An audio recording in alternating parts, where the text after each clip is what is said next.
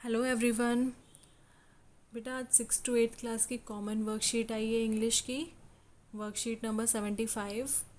तो आप सबसे ऊपर डेट लिखेंगे, अपना नाम और अपनी क्लास टीचर का नाम। अब देखिए हमारी वर्कशीट आज है किस चीज़ से रिलेटेड। आप हेडिंग देख सकते हैं कंपाउंड वर्ड्स। यहाँ पर आप देख रहे हैं कंपाउंड वर्ड्स। कंपाउंड का मतलब होता है योजक। हिंदी में आप लोगों ने पढ़ा होगा कि इसको योजक शब्द भी बोला जाता है। अब देखिए इसकी डेफिनेशन दी हुई है आगे।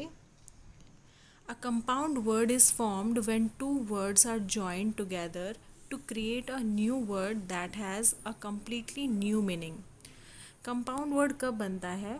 जब दो शब्दों को आपस में जोड़ दिया जाता है एक नया शब्द बनाने के लिए, और जो नया शब्द बनता है उसका अपने आप में ही एक नया मीनिंग निकलता है, उसका नया अर्थ निकलता है, तो उसको हम कंपाउंड वर्ड्स कहते हैं। Following are the examples of closed compound words. तो यहाँ पर आप नीचे देख सकते हैं कंपाउंड वर्ड्स के कुछ एग्जाम्पल्स दिए हुए हैं। देखिए पिक्चर्स में सबसे पहले रेन है, फिर प्लस लगा के बो बना के और एक नया वर्ड बनाया हुआ है रेनबो, यहाँ आप देख सकते हैं। तो रेन का अपना ही एक मीनिंग होता है, रेन मतलब बारिश। बो भी एक अलग वर्ड है, बो का मतलब होता है धनुष। तो जब रेन और बो को मिलाकर एक नया वर्ड बनाया रेनबो, तो क्या बन गया? इंद्रधनुष। अब देखिए रेन का मतलब यहाँ पर बारिश है, इंद्र नहीं है, ठीक है। और बो का मतलब धनुष है, तो वो एज इट इज़ वो वर्ड आ गया है, तो इसको इसको हिंदी में बोलते हैं इंद्रधनुष। फिर सेकंड वर्ड आता है स्केयर प्लस क्रो। स्केयर का मतलब होता है डराना, जो अचानक से डर जाते हैं, किसी को सडनली डराना, तो स्केयर कहलाता है। फिर क्रो होता है कौवा, हमको पता ही है, ये हमने बर्ड्स नेम में पढ़ा हुआ है। और इन दोनों वर्ड्स को मिलाकर, अब देखिए यहाँ पर स्केयर फिर प्लस क्रो, उसके बाद नया वर्ड मिलाकर बना स्केयर क्रो।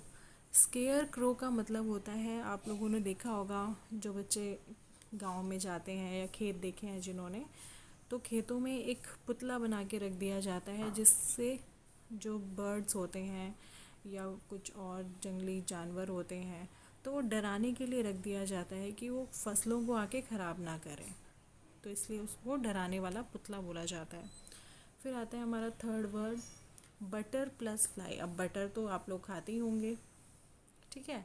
फ्लाई मतलब मक्खी होती है, और इससे एक नया वर्ड बना, देखिए बटरफ्लाई। क्या बना? बटरफ्लाई। अब बटरफ्लाई खुद एक नया वर्ड है, यानी कि तितली।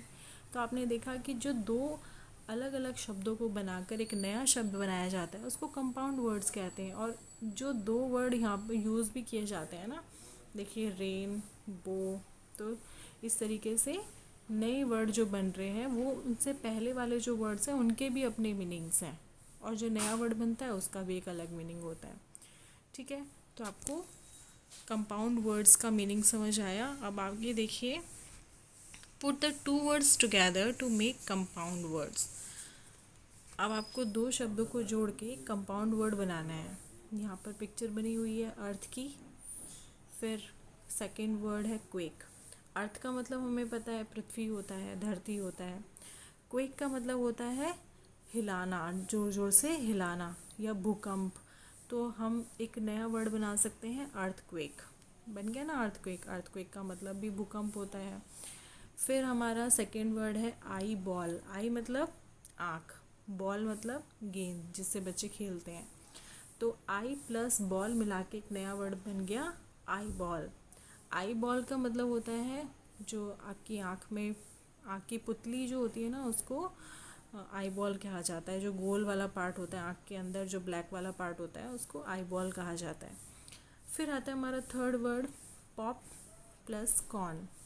अब देखिए पॉप का अलग मीनिंग है। पॉप का मतलब होता है मतलब फुर्ती से बाहर आना। कॉर्न का मतलब होता है मक्का, और जब इन दोनों शब्दों को जोड़ दिया जाता है तो पॉपकॉर्न बन जाता है। पॉपकॉर्न तो सबको पसंद है ना, पॉपकॉर्न खाने की चीज़ है। फिर आता है हमारा एक नया वर्ड बास्केट प्लस बॉल। अब बास्केट एक अलग चीज़ है, बास्केट मतलब टोकरी, बॉल अलग चीज़ है, बॉल मतलब गेंद। तो इन दोनों शब्दों को मिला के बन जाता है बास्केट बॉल, ठीक है।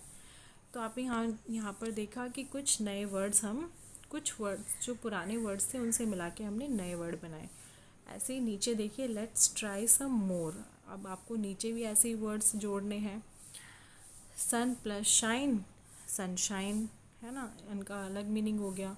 हनी प्लस कॉम, हनी मतलब शहद होता है, हनी कॉम मतलब कंघी होती है, कॉम मतलब कंघी होती है ना, तो हनी कॉम नया वर्ड बन गया। तो इस तरीके से आपको ऐसे ही ये जितने भी वर्ड्स यहाँ लिखे हुए हैं सबको प्लस करके एक नया वर्ड फॉर्म करना है।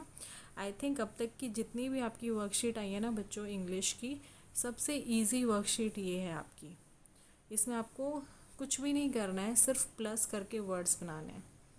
तो ये बहुत सिंपल सी वर्कशीट है, बस यहाँ पर आपको एक नई चीज़ सीखने का मौका मिला जिसको हम कंपाउंड वर्ड कहते हैं। तो हमने सीखा कि इन शब्दों को हम योजक शब्द कहते हैं। जब दो अलग अलग तरह के शब्दों को जोड़कर एक नया शब्द बनाया जाता है और उसका अपने आप में एक नया मीनिंग निकलता है तो वो कंपाउंड वर्ड कहलाता है।